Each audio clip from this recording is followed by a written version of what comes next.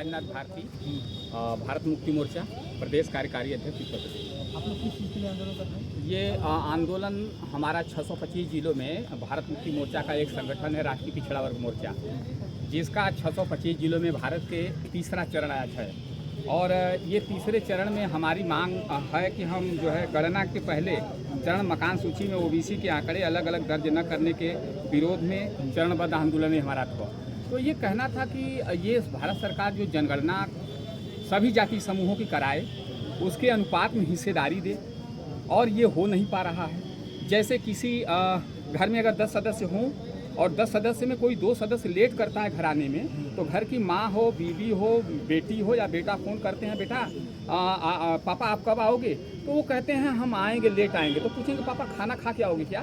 तो बोलेंगे कि हाँ खाना खा के, तो उनका खाना नहीं बनता। तो इस देश में जब ओबीसी की जनगणना नहीं होगी तो कैसे उसको हिस्सेदारी दी जा सकती है?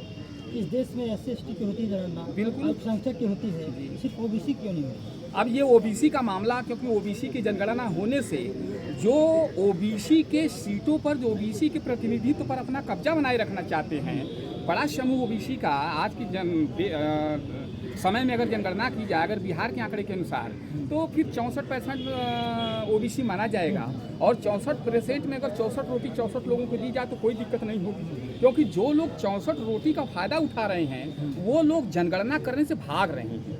केवल आज ही का मुद्दा नहीं है, ये जब से आज़ाद देश हुआ तब से ये जनगणना का मुद्दा अड़ा हुआ है। हमारे देश में पशु पक्षियों की जनगणना होती है, जंगली जानवरों का होता है, पेड़ पौधों का होता है, लेकिन सिर्फ मानव में पिछड़ी जाति का क्यों नहीं? ये पिछड़े जाति के लोगों को केवल अगर देखा जाए, पिछड़े की कहा जाए तो सिर्फ एक ही नरेंद्र मोदी, जो भारत में जो आपका बनारस का संसदीय क्षेत्र है, अगर एक ओबीसी मान लिया जाए तो केवल एक ओबीसी मान लेने से देश का विकास हो जाएगा क्या?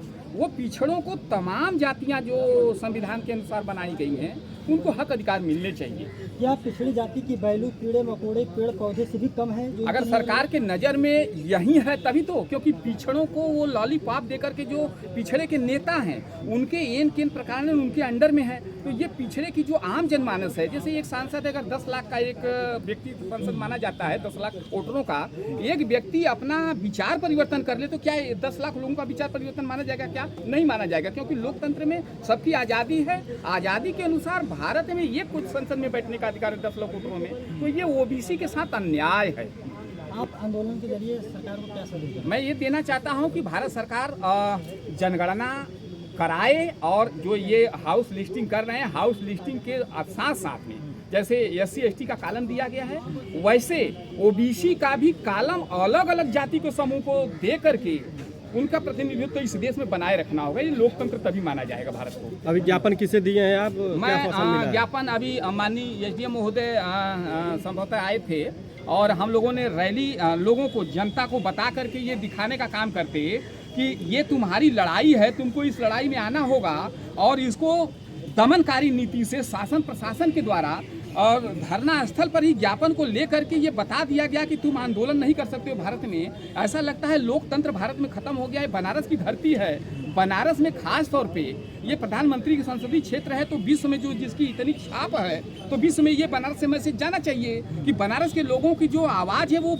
नरेंद्र मोदी हो या फिर भारत सरकार हो, वो चलने नहीं दे रही। इसका मतलब भारत के, बनारस के लोग आज़ाद नहीं है, भारत के लोग आज़ाद नहीं है। नरेंद्र मोदी जी खुद को ओबीसी कहते हैं जी, फिर ओबीसी जनगणना क्यों नहीं करवा? अब ये वो उनकी जो मंशा है ये साफ झलकती है कि अगर वो ओबीसी हैं तो ओबीसी की बात करना चाहिए, क्योंकि बाबा साहब अम्बेडकर ने जो कॉन्स्टिट्यूशन में भाग दिया था ये सेपरेट इलेक्टोरेट का, सेपरेट इलेक्टोरेट अगर होता, 131 सांसद अगर भारत में सुरक्षित होते, तो भारत सरकार कोई होती बिना सेपरेट इलेक्टोरेट के ओबीसी के बगैर ये चल ही नहीं पाता। जैसे 180 सांसद हैं SC/ST के, इनके अगर पिछवाड़े पर लात मारी जाती तो ये ओबीसी SC की बात करते, तो SC की बात करने के साथ साथ ओबीसी की भी बात करता। ये सब चीज़ें इस देश में घटित हो रही हैं। जी।